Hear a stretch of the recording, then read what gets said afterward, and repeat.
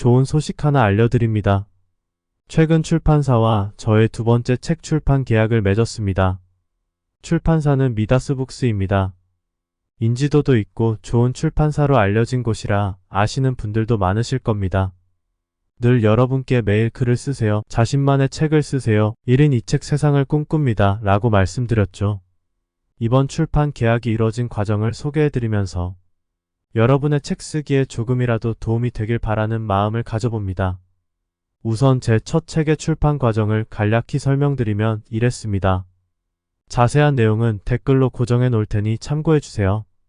생애 첫 전자책을 발간했고 한 이웃님의 한마디 말씀에 머리가 번쩍여 전자책을 종이책으로도 출간 가능한지 여러 출판사에게 타진한 결과 2년이 닿은 출판사 싱크스마트와 출판 계약을 맺어 내용을 보강한 후 첫 책 핥히고 물려도 나는 수의사니까가 세상에 나왔습니다. 그게 벌써 작년 10월 1일이네요. 두 번째 책은 새로운 도전을 해보고 싶었습니다. 원고 없이 출간 기획서만으로 출판 계약에 성공해보고 싶었어요. 저 자신에 대한 자신감 때문은 아니고 이런 이유가 있었습니다. 보통 작가들의 원고 집필 기간은 최소 수개월이 걸립니다. 한 달 이내인 경우도 있지만 드뭅니다. 어떤 원고는 수년에서 수십 년 걸리기도 하죠. 만약 오랜 기간 힘들게 완성한 원고를 투고했지만 출판 계약에 실패한다면 어떨까요? 실망감도 크고 그간 들인 시간과 에너지가 생각나지 않을 수 없겠죠. 물론 글쓰기 연습, 책쓰기 경험은 쌓였겠지만요. 전 고민을 한 끝에 이번엔 새로운 경험을 쌓는 차원에서 출간 기획서만 작성하고 투고해보기로 결정합니다. 쉽지 않은 결정이었어요. 왜냐하면 일반적인 경우가 아니기 때문입니다. 즉 원고와 함께 투고할 때보다 출판 계약에 실패할 가능성이 훨씬 높아집니다.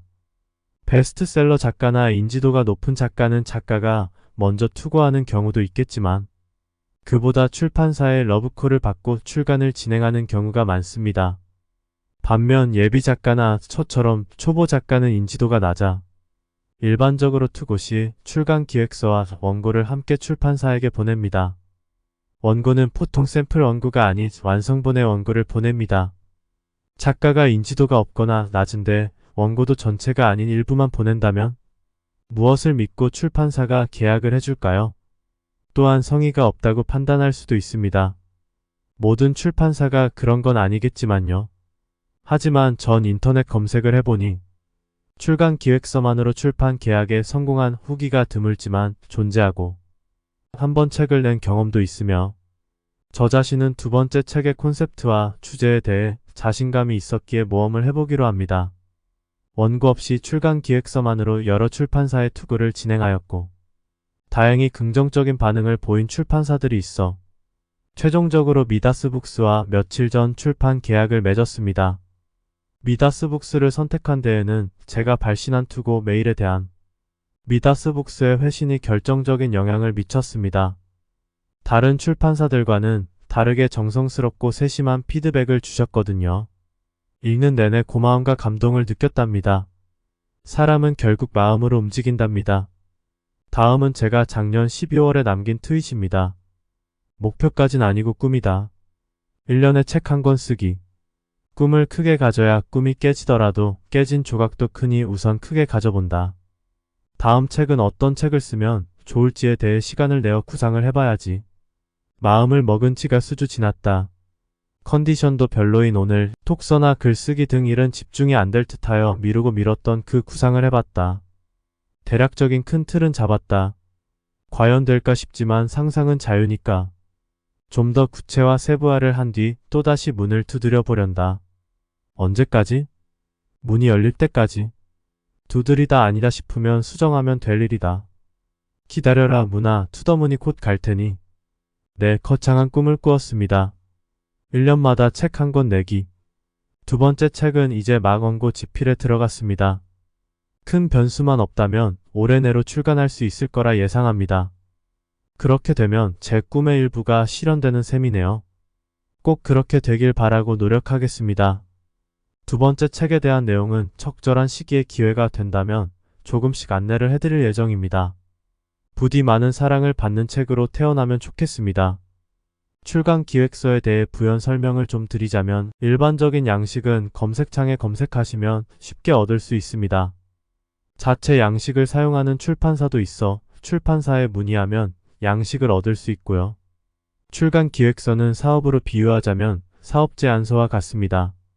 사업 제안서를 잘 써야 투자자에게 투자금을 지원받을 수 있죠. 출간도 마찬가지예요.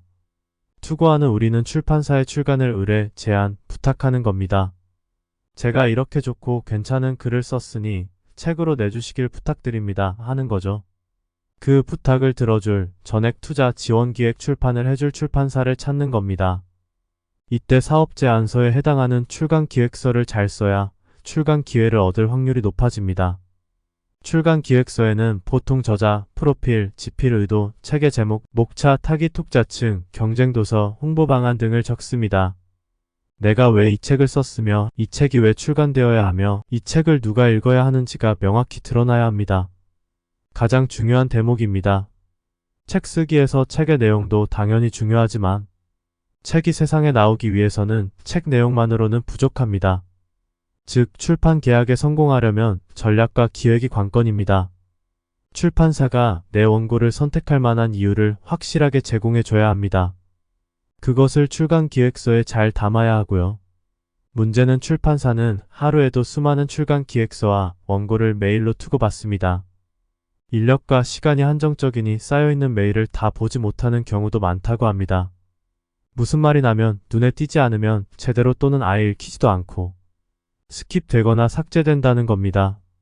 따라서 눈에 띄게 만드는 것도 하나의 전략이라 할 수 있어요. 일단 눈에라도 띄어야 편집자가 한 줄이라도 몇 초라도 읽을 테니까요. 이게 정답은 아닙니다. 자사의 양식이나 일반적인 폼으로 작성해 보내는 경우가 더 많기는 할 겁니다.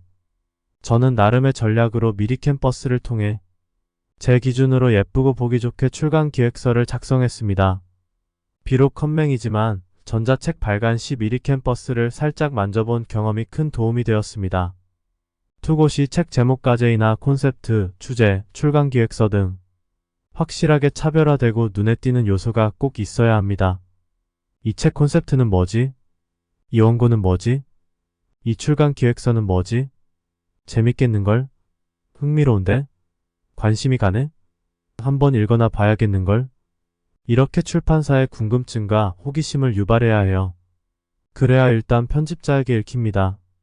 계속 강조드립니다. 매일 글을 쓰세요. 글 쓰는 것에서 그치지 말고 자신의 책을 꼭 쓰세요. 누구나 적어도 2권의 책은 쓸 수 있습니다.